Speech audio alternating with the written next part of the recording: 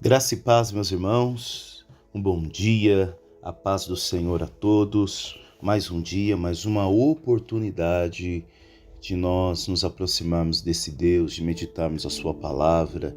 Eu quero iniciar este momento de devocional com o versículo que se encontra em 1 Coríntios 12:12, que diz assim: porque assim como o corpo é um, e tem muitos membros, e todos os membros, sendo muitos, são um só corpo, assim é Cristo também. Meu irmão, que alegria! Nós fazemos parte do corpo de Cristo, Ele é a cabeça. Estamos todos juntos nesse trabalho, nessa missão de evangelizar, de levar o evangelho do Senhor. E como é bom saber que nós fazemos parte de um corpo. Não é sobre ter privilégios, mas é sobre ser privilegiados. Você já parou para pensar nisso? Como Deus nos amou, quão grande é o amor do Senhor, que entregou o seu único filho para que nós tivéssemos vida. Então hoje nós vamos meditar a palavra dele. Pega a sua Bíblia, meu irmão, ou acesse a sua Bíblia. Talvez você recebeu esse devocional, alguém te encaminhou, está acompanhando através do canal do YouTube. Então vamos juntos meditar a palavra de Deus. Hoje, livro de Amós, profeta menor, profeta Amós, capítulo 3, versículo 3. Novamente, livro de Amós, capítulo 3, versículo 3. Apenas um versículo. Vamos ao texto. Andarão dois juntos, se não estiverem de acordo? E essa é a pergunta que o Senhor faz para o povo de Israel através deste profeta Amós. Mas quem é o profeta Amós? O profeta Amós é um profeta nascido em Tecoa, em Judá. Tecoa ficava a mais ou menos uns 17 quilômetros de Jerusalém e 10 quilômetros ao sul de Belém. A ocupação de Amós, ele era um vaqueiro, ele era um cultivador de figos, como vai dizer no capítulo 7 de Amós, no versículo 14, está escrito: e respondeu Amós e disse a Amazias: eu não era profeta, nem filho de profeta, mas boiadeiro e cultivador de sicômoros, que é os figos, né? Você vê como Deus é bondoso, Deus é misericordioso. Esse Deus, ele vai ao encontro dos mais nécios, dos iletrados, como ele vai para os dotados de conhecimento, como Paulo. Esse é o nosso Deus, ele se revela a todos. Ou seja, o profeta Amós, ele não foi educado para ser um profeta. Ele mesmo disse isso, mas o Senhor usou da boca de Amós para aquele povo. Qual que é o contexto do capítulo 3 de Amós? O capítulo 3 de Amós contém algumas mensagens proféticas de julgamento e responsabilidade. Nós notamos isso no primeiro versículo do capítulo 3, onde diz: ouvi esta palavra que o Senhor fala contra vós, filhos de Israel, contra toda a geração que fiz subir da terra do Egito. Ou seja, Deus está trazendo à memória daquele povo que outrora era escravo, mostrando como Deus agiu de misericórdia, de bondade, tirando eles do Egito. Mas essa bondade agora se torna causa de julgamentos para eles, porque foi feita uma aliança, Deus fez uma aliança com aquele povo, mas o povo não estava andando em acordo.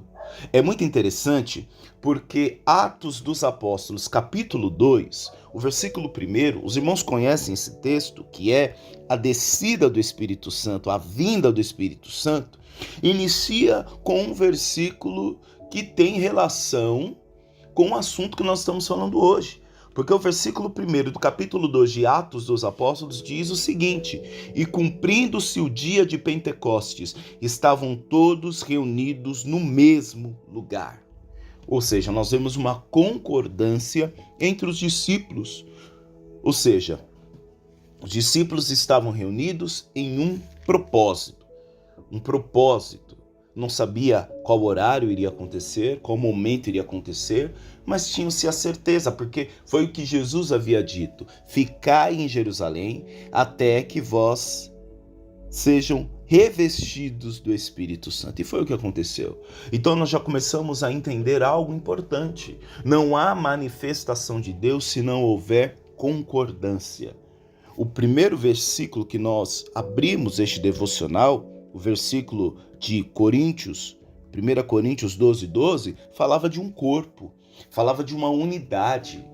E era justamente o que aqueles discípulos estavam vivenciando em Atos dos Apóstolos, uma concordância. À medida que não existe o meu avivamento, à medida que não existe o meu Pentecostes, o Espírito Santo, como diz a palavra, haveria de ser derramado sobre toda a carne, sobre todas as criaturas. Então, não existe o meu avivamento, da mesma forma não existe a minha igreja.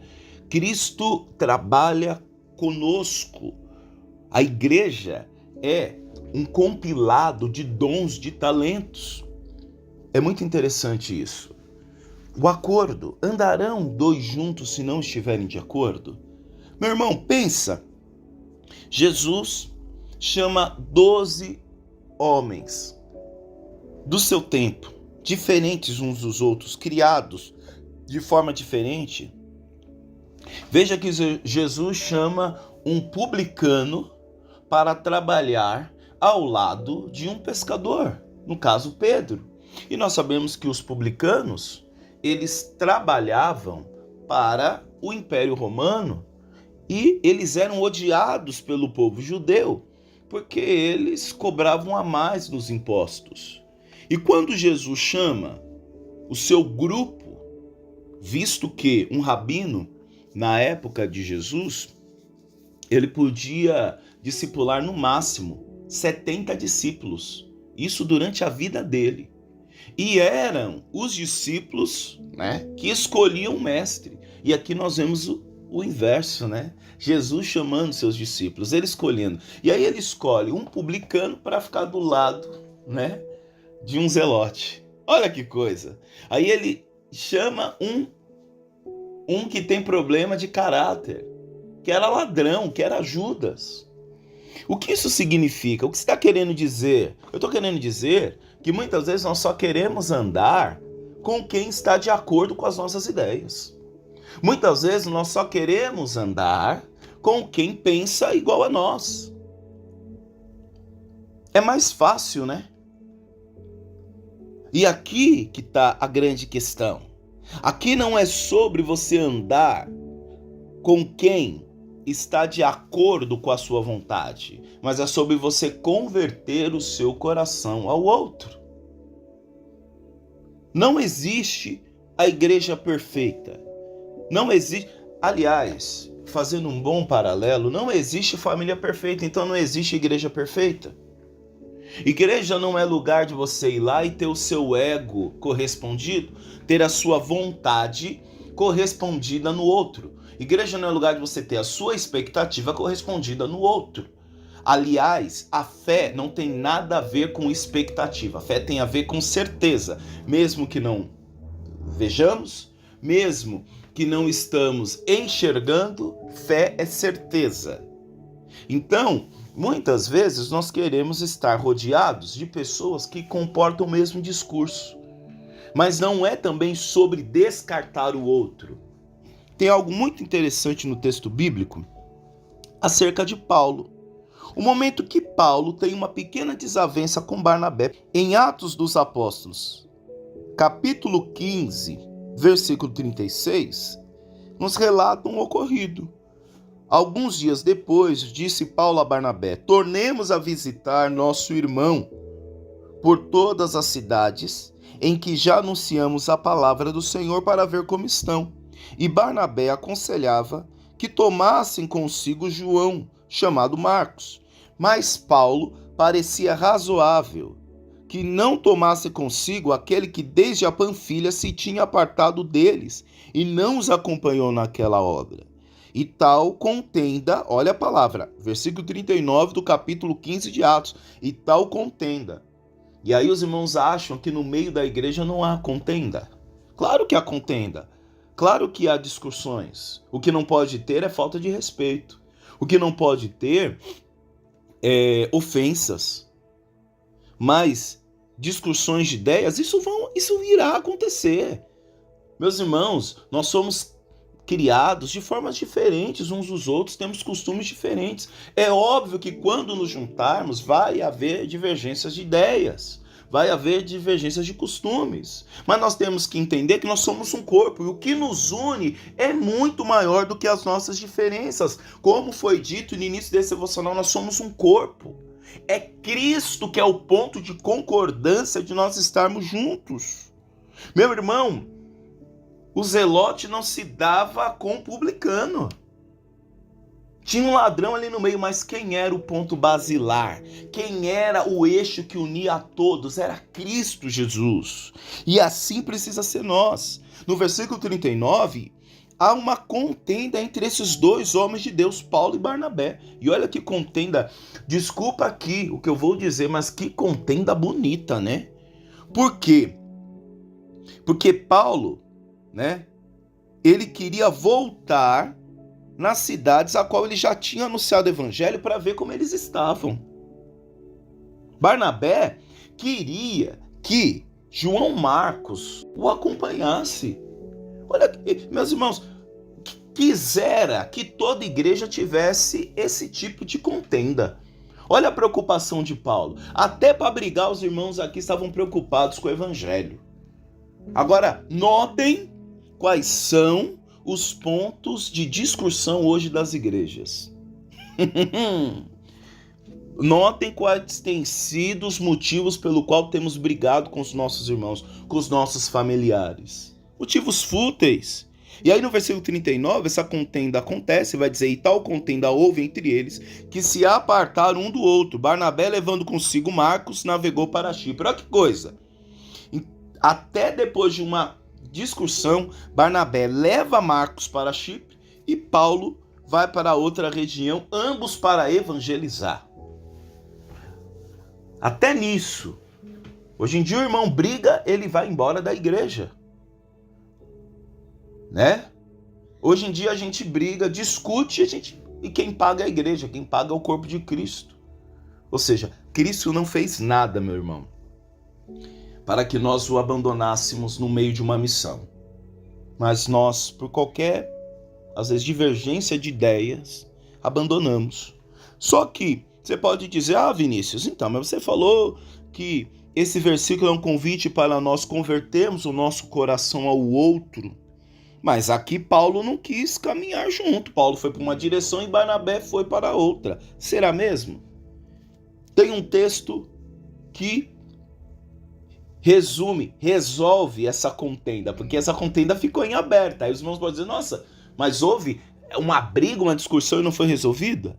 Vamos ver os últimos momentos de Paulo. Porém, meus irmãos, quando nós vemos o livro de 2 Timóteo, capítulo 4, versículo 11, é aquele texto que é emocionante, né? Que Paulo vai dizer, combati o bom combate, guardei a fé, né? Ali Paulo estava se despedindo, vamos dizer assim, né? Paulo pede que traga para ele os seus livros, traga para ele a sua capa, e ali Paulo diz o seguinte no versículo 11, só Lucas está comigo, traga Marcos com você, porque ele me é útil para o ministério. Quem é esse Marcos? É o Marcos, que houve aquela desavença, que lá em Atos capítulo 15, Marcos, que foi o motivo da desavença entre Paulo e Barnabé. Agora, em 2 Timóteo, Paulo se despedindo, ele pede que Marcos venha porque ele é muito útil ao seu ministério. Ou seja, concordância. O que estava acontecendo com Israel é que não havia concordância. Deus tem conosco, meus irmãos, um contrato, e para nós entendermos, exemplificar melhor, tornar lúdico, o contrato que Deus tem conosco, ele não é um contrato bilateral. O que significa um contrato bilateral? Significa que nessa relação, se alguém quebrar o contrato, eu também estou livre de cumpri-lo, eu também posso quebrá-lo. Deus tem conosco não uma relação de lealdade. A relação de lealdade é: se você for leal a mim, eu permaneço sendo leal a você. Mas o que Deus tem para conosco, para com o seu povo, é fidelidade. E aí é um contrato unilateral, que independente se a outra parte vier a quebrar, eu não quebro, porque não é sobre o que o outro faz, é sobre quem eu sou. Veja que Deus continua sendo fiéis a nós, mesmo em meio a pecados, mesmo em meio a destruições, mesmo em meio à desobediência, Deus continua sendo fiel. Só Ele é fiel. Então, meus irmãos, o que estava acontecendo com Israel é que Israel não estava andando mais em concordância com esse Deus. Deus havia tirado aquele povo do Egito. Deus tinha os levado à liberdade, mas a própria liberdade, mal utilizada, os levou a pecar e a se rebelar contra Deus. Então, meus irmãos, que com esse devocional nós venhamos converter o nosso coração ao outro. Que os nossos planos, que os nossos projetos, que as nossas intenções estejam em concordância com o Senhor. Meu irmão, nós estamos chegando em dezembro de 2024. Um novo ano irá se iniciar, se assim o Senhor nos permitir. E com o advento de um novo ano, vem novos planos. Agora pensa aí, quantos planos você fez em 2024 e não realizou? Quantos planos Deus frustrou para que os planos dele fossem inaugurados e concretizados em sua vida? Que nós passemos a fazer uma oração de concordância com o Senhor, de perguntar a Ele qual que é a boa e agradável vontade dele para a nossa vida. Que nós possamos, sim, apresentar os nossos sonhos, os nossos projetos, mas também perguntar quais são os projetos que o Senhor tem para a nossa vida. Alguns pontos de aplicação: a importância da unidade e acordo. Não adianta. O corpo de Cristo é revelado pela unidade. O corpo de Cristo é revelado pela união, pela concordância. Então, se está havendo desavença entre nós, brigas entre nós, nós precisamos converter no nosso coração. Outro ponto é: relacione-se com propósito. Mais uma vez, no dia a dia, isso nos incentiva a avaliar nossas parcerias e amizades, assegurando que estão baseadas em princípios saudáveis que apontam para o mesmo propósito.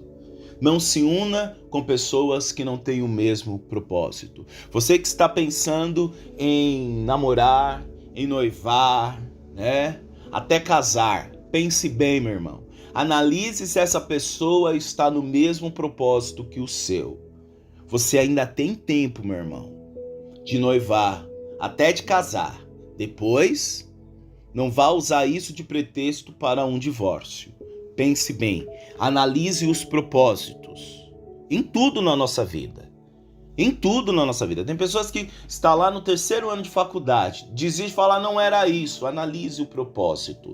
Não se preocupe se você será bem sucedido em sua vida. Se preocupe em cumprir o propósito do Senhor. Não se preocupe. Às vezes a gente fica preocupado em ser bem sucedido, mas esquecemos que nós somos feituras de Deus e feitos para cumprir um propósito. E o propósito é apresentar a Cristo, refletir a Cristo nessa humanidade. Eu conheço muitas pessoas bem-sucedidas, mas nem todas essas pessoas cumprem um propósito de vida. Planejamento e concordâncias geram resultados. Quando nós estamos em concordância, nós estamos dentro de um planejamento e, obviamente, isso vai gerar resultados. É basilar. O texto ainda implica que caminhar juntos exige intencionalidade e planejamento. Veja que Paulo e Barnabé estavam fazendo um planejamento. Seja no trabalho ou em projetos familiares, alinhar objetivos e expectativas é fundamental para alcançar o sucesso. É aquela questão: para quem não sabe onde vai, qualquer lugar serve. E você não foi feito para andar à deriva. O Senhor já te encontrou. Existe um caminho. Alinhe os propósitos. Tenha concordância. Amém? E a concordância, não esqueça, é Cristo Jesus. Vamos orar. Pai Santo, Pai querido, graças te damos por mais um dia. Agradecemos, ó Deus, pela tua bondade, pela tua misericórdia. Agradecemos, Senhor Deus, por ser um Deus, ó Pai, fiel. Obrigado, Senhor, porque o Senhor não desiste de nós. Nos ajude, Senhor, a caminhar em concordância com as tuas leis, a caminhar em concordância com os teus propósitos. Nos ajude, Senhor, pois à medida que vamos vivendo os teus propósitos, nós vamos descobrindo quem verdadeiramente somos, Pai. Não nos deixa, Pai, viver uma vida sem propósito, sem concordância com as tuas coisas. Pai, coloca em nós mansidão. Pai, coloca em nós humildade. Que o nosso coração venha se converter ao outro em favor do propósito. Nos ajude, ó Pai. É o que nós te pedimos, em nome de Jesus. Amém. Meus irmãos, um forte abraço. Que a graça de Deus, que a bênção do Senhor repouse sobre ti, sobre a tua casa e sobre a tua família. Um forte abraço, Deus abençoe e até amanhã. Tchau, tchau.